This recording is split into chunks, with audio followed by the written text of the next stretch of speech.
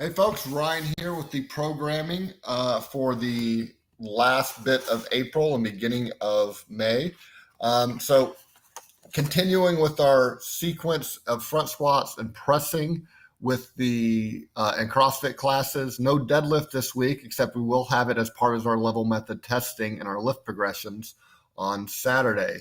For the CVC classes, we will be getting into our Vitality Month, having just finished our Confidence Month. So Monday in Monday in CrossFit, we'll start our strength portion with snatches. So you see orange, blue, and purple will be doing some type of power snatch. That means power snatch is pulling fully from the floor. So we will probably cover that in most of our classes. Of course, we always have the option to do kettlebell swings and stay at the hang power position there. But look to get a little more instruction from pulling from the floor that day. We will talk about in our skill session, I'll get to this later, about squat snatches, and we'll have some progressions for you there in the skill acceleration for the squat snatches. But what you're looking at here, especially the blue and purple, is after one power snatch, you're doing a hang power snatch, which means in that fatigue state, you got to learn how to pull under the bar since you're using the same weight you just did a full power snatch with already. The other levels we'll be looking at just the fundamentals of getting that bar overhead, using our hips, getting our lockout good there. For the workout that day, we'll use snatches in the workout. We'll also use power cleans of the workout. This is a fairly short workout, so we'll have time not just to review snatches, do strength portions of snatches, but also quickly review power cleans so you can do them in the workout. Now, the power cleans are pretty light, so we can do just a quick review of that. This workout is a Games workout from 2014. If you look at the purple, you see what the Games athletes did. That is a very intense workout. The goal of this is to do this pretty quickly, under 10 minutes, and maybe in some cases under 7 minutes. I think that's probably going to be the case for most all the levels, except if you're stupid enough to attempt the purple. That will be a brutal workout, and it will not be done that quickly. There'll be a lot of time staring at the barbell, but I don't think most people are going to be doing that. But it's kind of an interesting idea here, going through a progression of deadlifts to cleans to snatches, so all these big, powerful hinge movements where the range of motion keeps getting bigger and bigger and bigger. And then you go to some type of pulling motion, and then you go back to decreased rep counts like the 21-15-9 complex. So that's the idea there. So the intensity stays very high the entire time. For CVC on Monday, I'm sorry, actually, I don't want to skip. We do have extra credit that day. We will have some time, hopefully, for that. Looking at some core work in that extra credit, and as I already mentioned, doing a squat snatch in the skill acceleration classes. So vitality for CVC on Monday.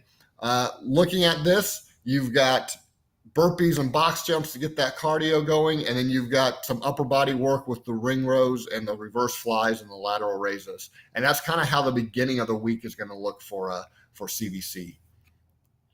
On Tuesday in CrossFit, continuing our front squat sequence, so we're down to 864 reps at the highest levels for that. And then the workout is really just a cardio workout, very demanding, very little rest in there, about 15 minutes of work with kettlebell swings and wall balls and descending rep scheme. Allows you to keep working the entire time there. And then a little less volume at the weight or at the white level there, but still the same movements essentially, just kind of decreasing that range of motion with the kettlebell swing. And an extra credit there with that banded wood chop, something we've done before, a good way to work the obliques there with that and work those vanity muscles with the biceps and the reverse curls.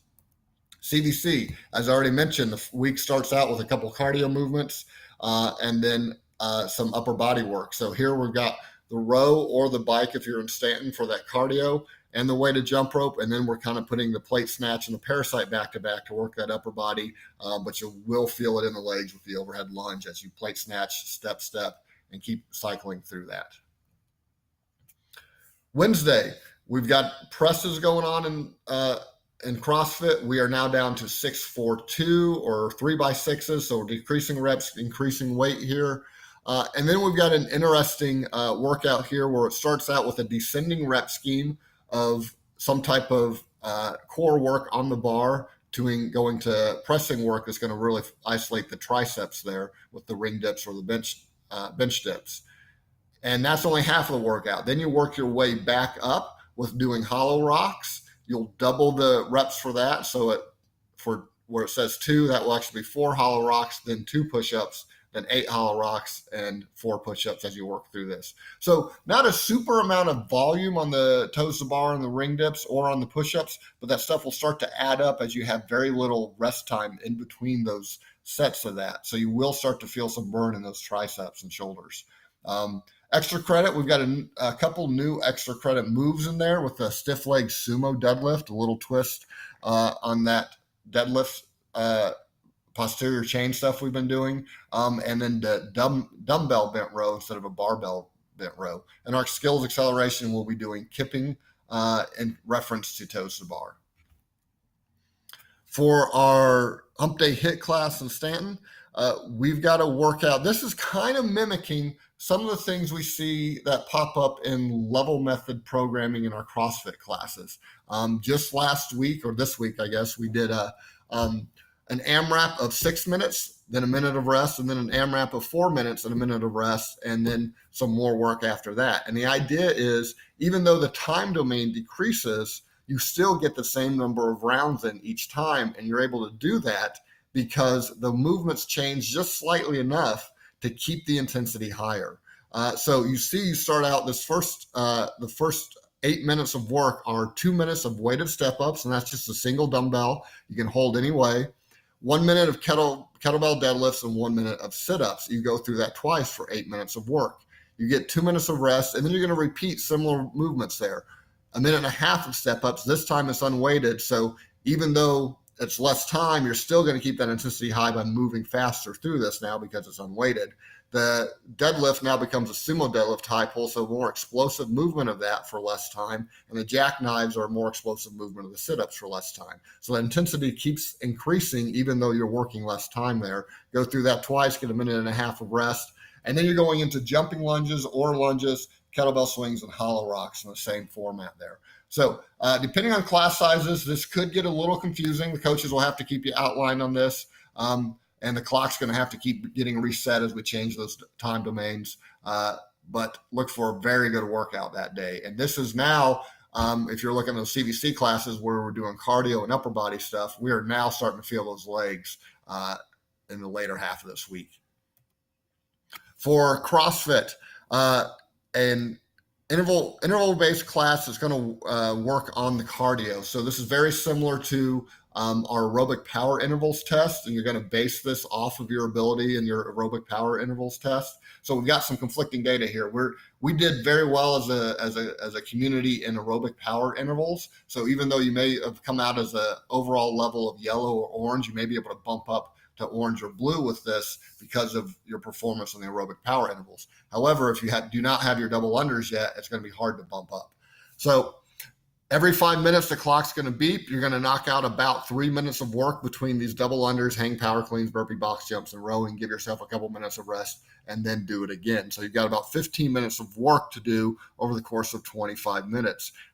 That's going to be pretty intense for those three minutes or so of work you do every round. Good day to practice double unders because you've got some time there. You don't have, that's the first thing you do. You'll have that whole 5 minutes to get through all of this, so it shouldn't bog you down even if you mess up a little bit on your double unders. And then the single arm dumbbell hang clean, something we see a lot in CVC, but it's awesome to see it here in CrossFit programming, and you get to have a little choice on that, whether you swing from the side or swing from between your legs when you get loaded up there for that clean. Then we'll have some core work there at the end for extra credit. No skill acceleration that day. In CVC that day, now we're starting to feel those legs. So we do have some strict press for that upper body. The upper body movements up to this point haven't had just traditional movements. It's more been upper body working those accessory muscles. Now we're getting into a big push here, but mostly between the rowing, rack squats, and deadlifts, we're starting to feel those legs now in CVC at the later part of this week. Friday is our functional bodybuilding. This is the 4th week in a row that we've done this. It's now falling on Friday this day.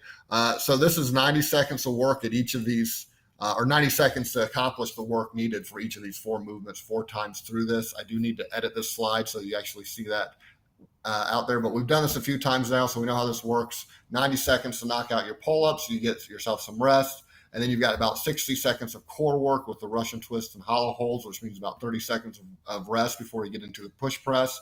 And the front leaning rest is basically an exaggerated plank position or top of a push-up position where you're coming really high onto your toes with that. And that's only 45 seconds of work total at station 3. So you get 45 seconds of rest after that before you go into your alternating single leg RDLs, and that's basically kind of almost a straight leg deadlift there.